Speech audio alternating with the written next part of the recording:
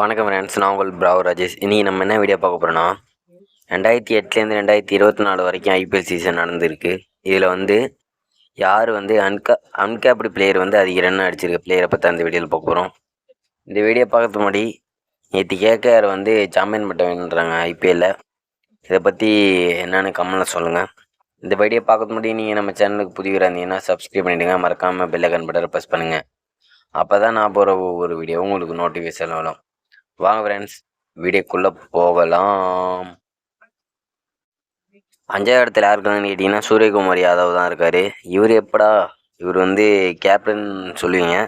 2020 வந்து அன்கேப்டு பிளேயராக இருந்தார். அப்போ வந்துட்டு இவர் வந்துட்டு 516 ரன் அடித்து 5வது இடத்துல இருக்காருன்னு சொல்லலாம். அடுத்ததாக பார்த்தீங்கன்னா 4வது இடத்துல யாருக்கான்னு கேட்டிங்கன்னா இஷான் கிஷான் தான். இவர் இப்போதைக்கு வந்து கேப்டன் ஆகியிருக்காரு.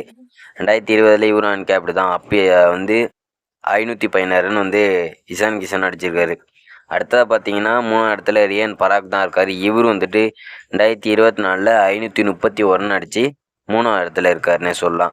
அடுத்ததாக பார்த்தீங்கன்னா 2வது இடத்துல யாருக்குன்னு கேட்டிங்கன்னா ஷேன் மாஸு. இவர் வந்து 2008 ஆஸ்திரேலியாவை விளையாடல அப்போதைக்கு.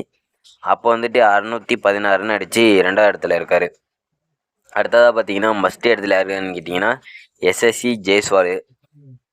இவர் வந்து 2024 தான் வந்து கேப்டன் ஆனார். 2023 கேப்டன் இல்லை. அப்போ வந்து 2023 வந்து அன்கேப் பிளேயராக தானே இருந்தார். அப்போ வந்துட்டு 625 ரன் அடிச்சிருக்காரு. இந்த வீடியோ உங்களுக்கு பிடிச்சிருந்தா லைக் அண்ட் ஷேர், சப்ஸ்கிரைப் பண்ணுங்கள். மறக்காமல் பெல் ஐகான் பட்டனை ப்ரெஸ் பண்ணுங்கள். மீண்டும் மற்றவரை சந்திக்கும் வரை நான் உங்கள் பிராவோ ராஜேஷ். டாடா, பாய், டேக் கேர்.